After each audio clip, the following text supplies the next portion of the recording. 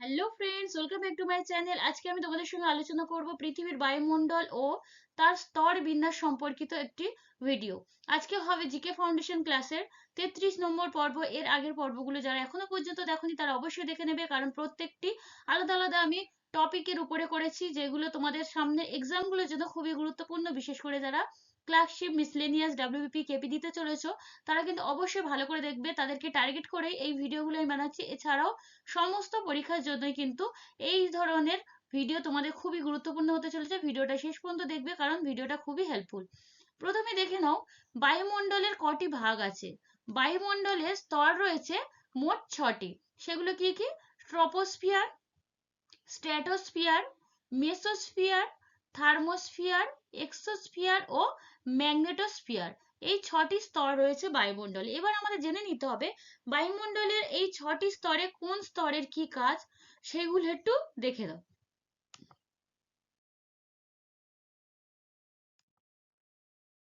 প্রথমে দেখো বায়ুমণ্ডলে থাকা বিভিন্ন গ্যাসগুলো কি কি এবং কত শতাংশ করে তারা রয়েছে। প্রথমে এখন নাইট্রোজেন। নাইট্রোজেন রয়েছে 78.08%। অক্সিজেন রয়েছে 20.95%। কার্বন ডাই অক্সাইড রয়েছে 0.33%। আর্গন 0.93%। এবং অন্যান্য গ্যাস রয়েছে 0.03%। এই রয়েছে বায়ুমণ্ডলের বিভিন্ন গ্যাস। এবার দেখো ট্রপোস্ফিয়ার। ট্রপোস্ফিয়ারটা কি? ট্রপোস্ফিয়ার স্তর সব থেকে নিম্নের যে স্তর, সর্বনিম্ন স্তর এটি। এই স্তরে কুয়াশা, মেঘ, হিম, বৃষ্টিপাত, ঝড় সম্পন্ন হয়। তাই এই স্তরকে বলা হয় ক্ষুব্ধ মণ্ডল। এই স্তরটি পৃথিবীকে উষ্ণ রাখে। গ্যাসীয় উপাদানের 75% ও জলীয় বাষ্পের 100% বা 100% এই স্তরে উপস্থিত থাকে বলে একে ঘনমণ্ডল বলা হয়। এখানে জীবজগতের বসবাস রয়েছে। এই স্তরে সাধারণত বিমানগুলি চলাচল করে। বিভিন্ন বিমান চলাচল হয় এই ট্রপোস্ফিয়ার স্তরে। ট্রপোস্ফিয়ার ও ট্রপোস্ফিয়ার ও স্ট্র্যাটোস্ফিয়ার এই দুটি স্তরকে আলাদা করে রাখে ট্রপোপজ। তোমরা কিন্তু মনে রাখবে, একমাত্র সাধারণ বিমানগুলোই এই স্তরে চলে। এখানে ঝড় বৃষ্টিপাত সম্পন্ন হয়। পরে রয়েছে, এর পরে যে স্তরটি রয়েছে স্ট্র্যাটোস্ফিয়ার। এই স্তরে জেট বিমান উঠতে দেখা যায়, কারণ এখানে ঝড় বৃষ্টির সম্ভাবনা প্রায় নেই বললেই চলে। তাই এই স্তরকে বলা হয় শান্ত মণ্ডল। এই স্তরে ওজোন গ্যাসের একটি পর্দা আছে, যা সূর্য থেকে বিচ্ছুরিত অতিবেগুনি রশ্মিকে শোষণ করে ভূপৃষ্ঠে আসতে দেয় না, যার ফলে জীবজগৎ ধ্বংসের হাত থেকে রক্ষা পায়। এই স্তরকে ওজোন স্তর বলা হয়। একে প্রাকৃতিক সৌর পর্দাও বলা হয়। বায়ুমণ্ডলের একটি নির্দিষ্ট অঞ্চলে ওজোনের ঘনত্ব হ্রাস পেয়েছে, ফলে ওজোন গহ্বর বা ওজোন হোল সৃষ্টি করে। একে বলা হয় ওজোন ক্ষয়। ওজোন গ্যাসের ঘনত্ব পরিমাপের এককের নাম কি? ডবসন। ডবসন আবিষ্কৃত স্পেকট্রোমিটার যন্ত্রের সাহায্যে ওজোন গ্যাসের ঘনত্ব পরিমাপ করা হয়। স্ট্র্যাটোস্ফিয়ারের উপরের স্তরকে বলা হয় স্ট্র্যাটোপজ। আগের স্তরে কি বললাম? ট্রপোপজ। এবার স্ট্র্যাটোস্ফিয়ারের উপর স্তর হচ্ছে স্ট্র্যাটোপজ। পরের স্তর হচ্ছে মেসোস্ফিয়ার। এই স্তরটি স্ট্র্যাটোস্ফিয়ারের উপরে অবস্থিত একটি স্তর। এটি বায়ুমণ্ডলের সবচেয়ে ঠান্ডা স্তর। এটা মনে রাখবে, ঠান্ডা স্তর হচ্ছে মেসোস্ফিয়ার। মহাকাশ থেকে প্রবেশের সময় উল্কাপিণ্ড এই স্তরে এসে পুড়ে ছাই হয়ে যায়। মেসোস্ফিয়ারের উপরের স্তরকে কি বলা হয়? মেসোপজ।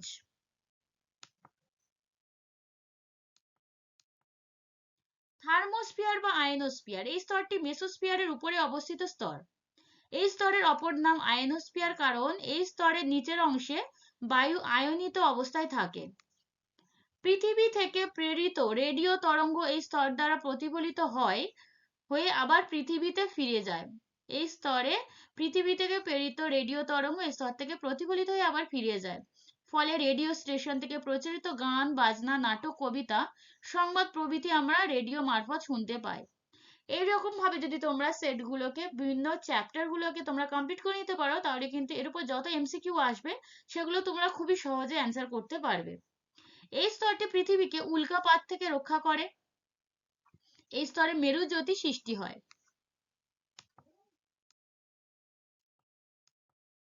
পরের স্তরটি হচ্ছে এক্সোস্ফিয়ার। এই স্তরটি আয়নোস্ফিয়ারের উপরের স্তর। এই স্তরে অক্সিজেন, হিলিয়াম ও হাইড্রোজেনের মতো হালকা গ্যাসের প্রাধান্য দেখা যায়। এই স্তরে কৃত্রিম উপগ্রহ দেখা যায়। এখানে মহাকাশ গবেষণা কেন্দ্রগুলি অবস্থিত। ম্যাগনেটোস্ফিয়ার, এই স্তরটি বায়ুমণ্ডলের সবচেয়ে উপরের স্তর। ম্যাগনেটোস্ফিয়ার সৌর বায়ু থেকে নির্গত ইলেকট্রন ও প্রোটন দ্বারা গঠিত চৌম্বক ক্ষেত্র বায়ুমণ্ডলকে বেষ্টন করে আছে বলে একে ম্যাগনেটোস্ফিয়ার বলা হয়।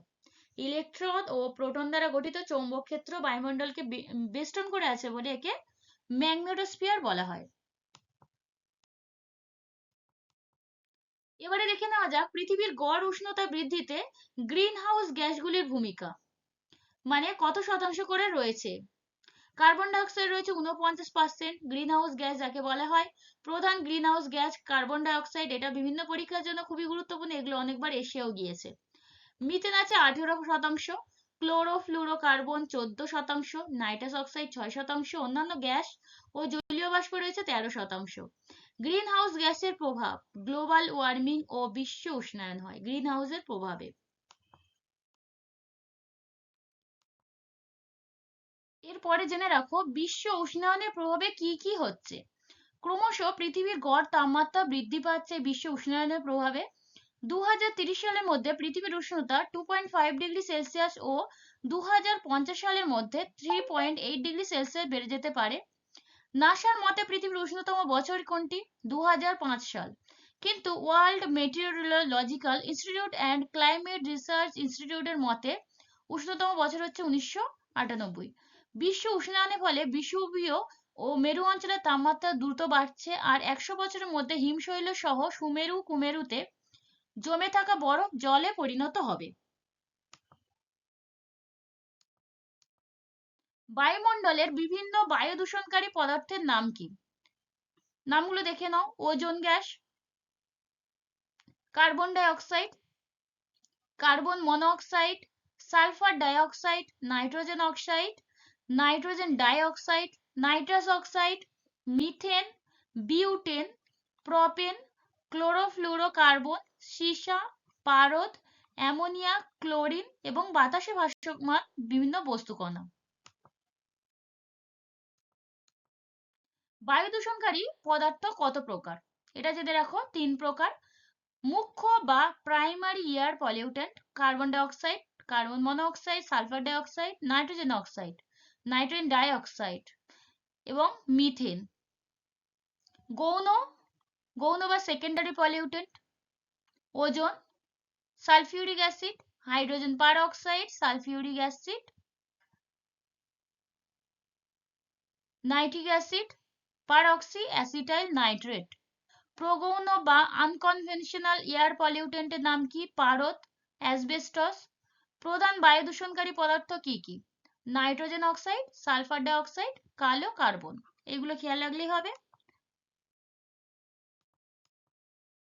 এবার দেখে নাও বায়ু দূষণের ফলে গঠিত কিছু রোগের নাম। প্রথমত হাঁপানি, ক্রনিক অবস্ট্রাকটিভ পালমোনারি ডিজিজ, এটাও হয় বায়ু দূষণের ফলে। কার্ডিওভাস্কুলার রোগ, ফুসফুসের ক্যান্সার, এটাও বায়ু দূষণ ঘটিত রোগ। লিউকেমিয়া, নিউমোনিয়া, সিলিকোসিস, নবজাতকের অনাক্রমতা ব্যাধি, জন্মগত ব্যাধি, অকাল মৃত্যু, এগুলো সবই ঘটে বায়ু দূষণের ফলে। আজকের ভিডিওটি এই পর্যন্তই। যদি তোমাদের ভালো লেগে থাকে, নতুন হয়ে থাকলে অবশ্যই সাবস্ক্রাইব করে রাখবে, এবং যদি তোমরা আগেও আমার ভিডিও দেখেছো, যদি এটা ভালো লেগে থাকে অবশ্যই লাইক করবে, কমেন্ট করবে এবং বন্ধুদের সাথে শেয়ার করবে। তাহলে আজকে ভিডিওটা শেষ করছি। শেষ পর্যন্ত দেখার জন্য তোমাদেরকে অসংখ্য ধন্যবাদ।